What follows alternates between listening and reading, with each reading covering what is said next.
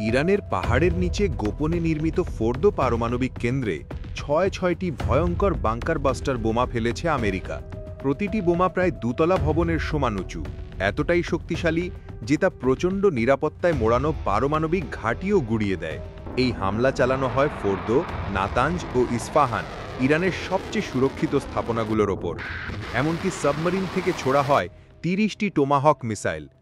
আর এবার প্রচণ্ড শক্তিশালী এই বাংকার বাস্টার বোমার ভিডিও প্রকাশ করল আমেরিকা।